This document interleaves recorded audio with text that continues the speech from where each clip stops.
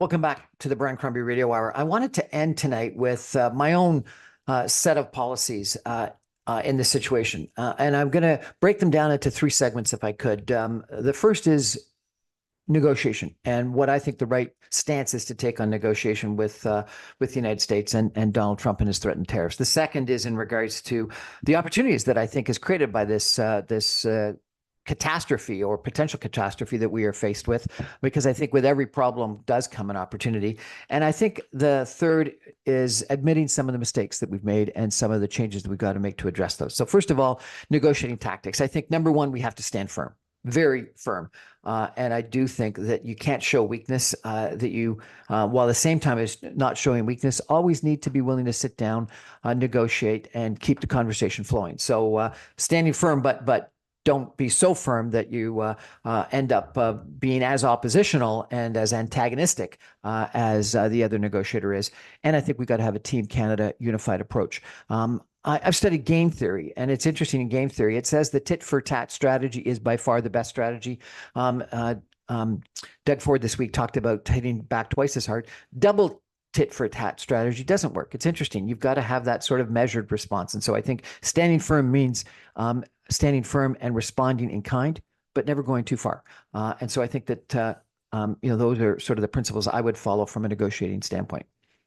I think that this does create a huge opportunity for us to do things in Canada we haven't done in the past. Tariff barriers, interprovincial trade barriers have been suggested are equal to about a 22% trade tariff right now in between our provincial jurisdictions. That's wrong. It's been wrong for decades, and we know it, and we should have done something about it, and we haven't. We've got to improve our east-west trade if we're going to criticize anyone that wants to harm our north-south trade.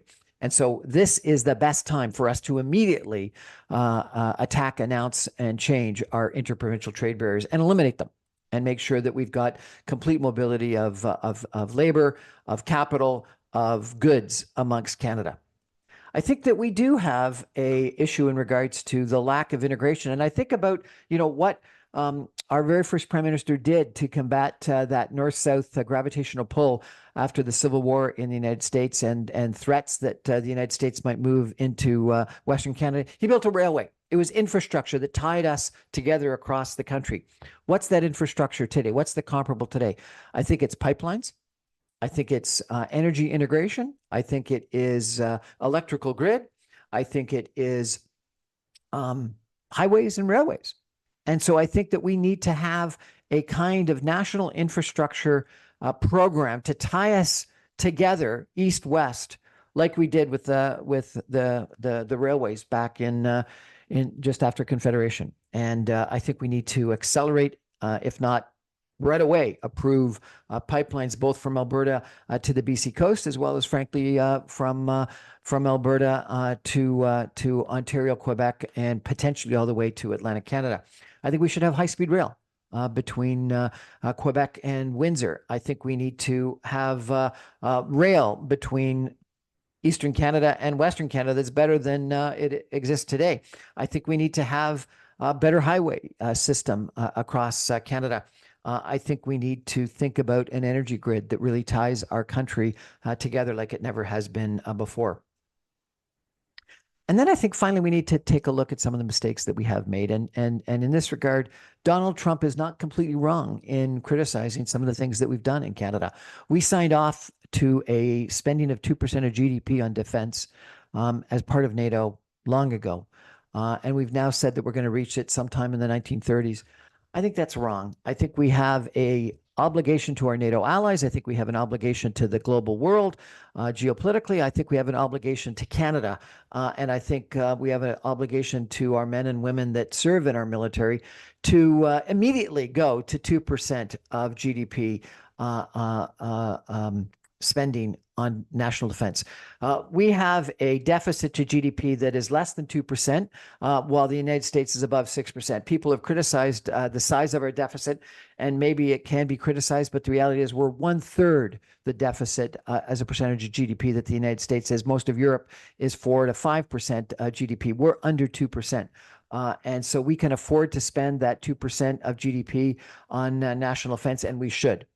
And I think that's something that we need to be doing. And we've all heard about, frigates and armored vehicles and artillery and submarines and jets, and we should be doing that. Now, we should do the same thing that the Americans do and the Europeans do. We should be thinking about that defense spending as a industrial strategy to develop Canada. We shouldn't be just spending it on buying things from the United States.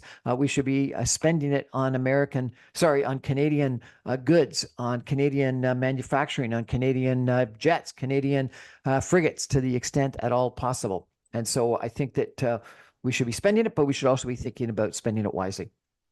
I think Arctic sovereignty, Arctic defense is something that we have a responsibility for in NORAD, and it goes together with our spending on national defense. And it's something that we probably haven't spent as much time and attention. You think about the way that Trump has talked about how critically important Greenland is to the national security of the United States.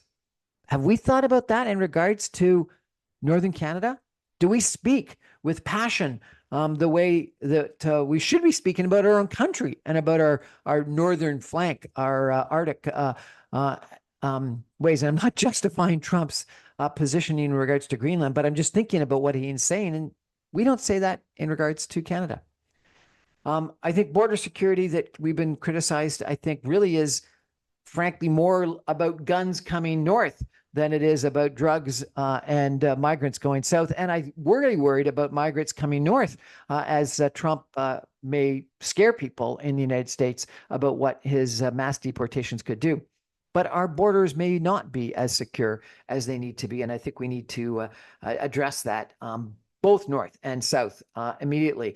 And I do think that some of the criticism about drugs, and I think Trump's criticism is way over exaggerated, but I think some of the criticism of drugs is something we need to think about. And I think that goes to drugs, addiction, mental health, homelessness. I think it is a whole consolidated issue that has really been something that the Americans have talked about a great deal.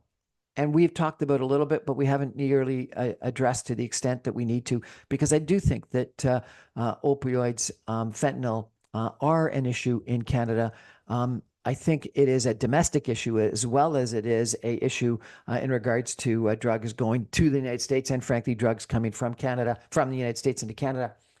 And it is a very integrated problem that we need to address, that is homelessness, mental health, importation, illegal from China of the base ingredients that go into fentanyl and opioids. And then maybe some of it going to the United States, but a lot of it being consumed in Canada, and we need to address it. And it is a potential emergency. Too many people are dying from that. So, number one, negotiations, stand firm. Team Canada, unified approach. Don't show weakness, but also always be willing to sit down and talk. Never stop talking. Number two, think about the opportunities. Interprovincial trade barriers need to be immediately reduced, if not eliminated. We need to be thinking about energy pipelines. We need to be thinking about infrastructure that ties our country together, like the railways did after Confederation. And we need to admit our mistakes. And we need to be thinking about increasing defense spending. We need to be thinking about Arctic sovereignty. We need to be thinking about securing our borders. And we need to be thinking about solving our drug crisis. And then bottom line, after all that, we do have issues with housing, with productivity, with prosperity. We got to think about improving our economy, because economy is what it's all about, as James Carville would say. Thanks for listening. I think this is going to be some of the most interesting couple of months in political and economics in Canada than it's ever been. I look forward to chatting with you about it on a fairly regular basis. Thanks for listening. I'm Brian Crombie. This is the Brian Crombie Radio Hour. You can get all my radio shows on my website, briancrombie.com. Good night.